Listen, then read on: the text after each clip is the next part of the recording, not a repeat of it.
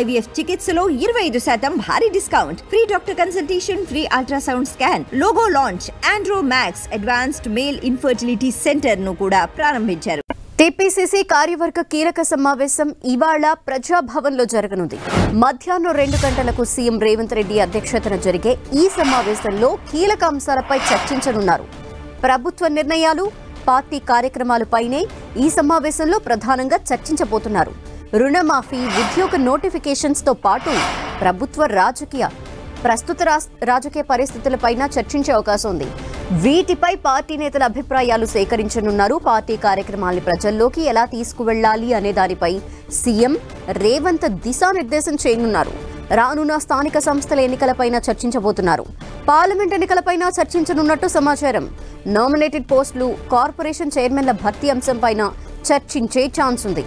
పార్టీని, ప్రభుత్వాన్ని సమన్వయంతో ముందుకు తీసుకువెళ్లేలా కసరత్తు చేయనున్నారు.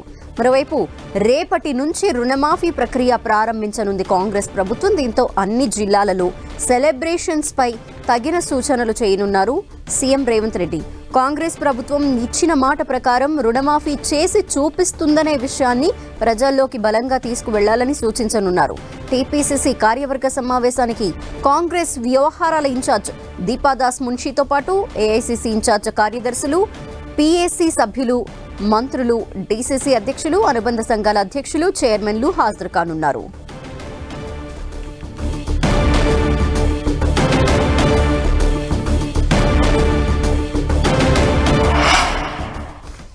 టీపీసీసీ కార్యవర్గ సమావేశానికి సంబంధించిన డీటెయిల్స్ మా ప్రతినిధి ప్రతాప్ అడిగి తెలుసుకుందాం. ప్రతాప్. ధనలక్ష్మి, కాంగ్రెస్ పార్టీ కీలక సమావేశం నిర్వహించబోతుంది. ఈ రోజు టీపీసీసీ మొత్తం కార్యవర్గ సమావేశాన్ని ఈ రోజు నిర్వహించాలని చెప్పేసి నిర్ణయించింది.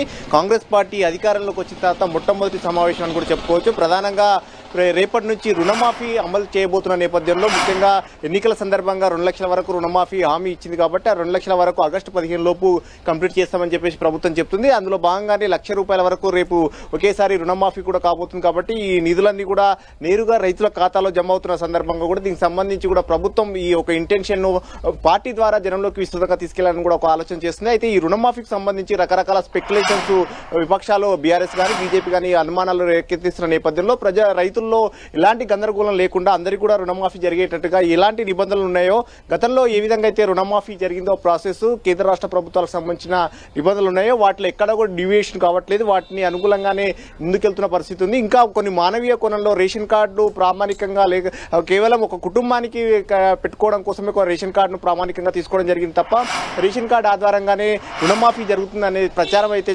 రాంగ్ అని కూడా ప్రభుత్వం చెప్తుంది. నిన్న సీఎం రేవంత్ రెడ్డి కూడా దీనికి సంబంధించి నిన్న కలెక్టర్లతో జరిగిన సమావేశంలో కూడా ఇదే అంశాన్ని ప్రస్తావించడం జరిగింది. పదే పదే చెప్పినప్పటికీ కూడా విపక్షాలు చేస్తున్న ప్రచారం ఏదైతుందో దానికి సంబంధించి ఏ విధంగా తిప్పికొట్టాలనేది కూడా పార్టీ నేతలతోటి కార్యవర్గ సమావేశాన్ని ఏర్పాటు చేశారు. మొత్తం కార్యవర్గ సమావేశంలో ఎమ్మెల్యేలు, ఎమ్మెల్సీలు, అదేవిధంగా ఎంపీలు, మంత్రులతో పాటు మిగతా ముఖ్యంగా అధికార ప్రతినిధులు, జనరల్ సెక్రటరీలు, పొలిటికల్ అఫైర్స్ కమిటీ సభ్యులు, అదేవిధంగా పొలిటికల్ ఎగ్జిక్యూటివ్ కమిటీ సభ్యులు మొత్తం దాదాపుకి ఇట్లా 300 మంది సభ్యులకు ఆహ్వానం అందించడం జరిగింది. వారంతా కూడా ఈరోజు మధ్యాహ్నం 2 గంటలకు ప్రజాభవన్ కు రాబోతున్నారు. ఈ ప్రజాభవన్ వేదికగా సీఎం రేవంత్ రెడ్డి దిశానిర్దేశం చేసే అవకాశం ఉంటుంది. ఎందుకంటే ప్రభుత్వం పైన కూడా ఒక ఆరోపణలు వస్తా ఉన్నాయి చేస్తున్న నేపథ్యంలో వీటిని ఏ విధంగా తిప్పుకొట్టాలో ప్రభుత్వం చేస్తున్న నిబద్ధతతో చేస్తున్నప్పటికీ కూడా కొంత చేస్తున్న ప్రచారం ఏవైతే ఉందో వాటిని అన్నింటినీ కూడా ఖచ్చితంగా దాన్ని ప్రజల్లో నెలకొంటున్న అనుమానాలు, సందేహాలను నివృత్తి చేయాల్సిన అవసరం పార్టీ పైన ఉంది. దీన్ని విస్తృతంగా జనంలోకి తీసుకెళ్లాలని ఒక దిశానిర్దేశం చేయబోతున్నారు. దీంతో పాటు ఉద్యోగ నోటిఫికేషన్లకు సంబంధించి కూడా నిరుద్యోగులు ఇటీవల కాలంలో చేస్తున్న ఆందోళన ఏవైతున్నాయో వాటికి సంబంధించి కూడా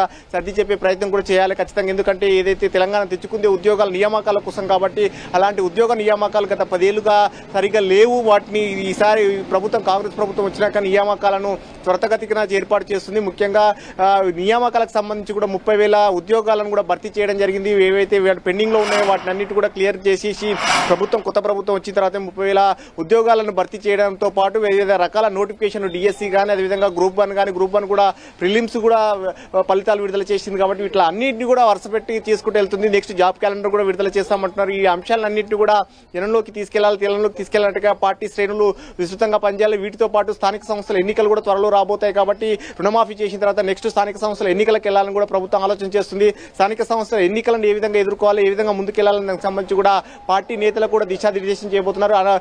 అలర్ట్ గా ఉండాలి. త్వరలో ఎన్నికలు వస్తాయి కాబట్టి లోకల్ బాడీ ఎన్నికల్లో కూడా పార్టీ బలోపేతం కావాలి. ఎందుకంటే వేర్లు స్థానిక సంస్థ ఎన్నికలు అనేది అభ్యర్థులంతా కూడా ఎంపీటీసీ జెడ్పీటీసీ సర్పంచులు ఎంతమంది గెలిస్తే పార్టీకి అంత స్ట్రెంగ్ గా ఉంటుంది కాబట్టి ఒక చెట్టుకు వేర్లు ఏ విధంగా ఒక పునాది లాగా ఉంటుంది. వాటంతా కూడా స్థానిక సంస్థ ఎన్నికల్లో ప్రజాప్రతినిధులు గెలుపొందడం కూడా కాంగ్రెస్ పార్టీకి అత్యంత ఇంపార్టెంట్ కాబట్టి వీటిని దృష్టిలో పెట్టుకుని కూడా నేతలంతా కూడా సమిష్టిగా ముందుకెళ్లాలని కూడా దిశానిర్దేశం చేయబోతున్నారు. ఎక్కడెక్కడైనా ఏమైనా చిన్న చిన్న మనస్పర్ధలు ఉన్న కొత్త వారు జైనింగ్స్ ఉన్న సందర్భంగా కూడా జరిగిన వాటిని అన్నింటినీ కూడా నివృత్తి చేసి ముందుకు తీసుకెళ్లేందుకు కూడా సీఎం రేవంత్ రెడ్డి మధ్యాహ్నం జరిగే సమావేశంలో దిశానిర్దేశం చేయనున్నారు. థాంక్యూ ప్రతాప్.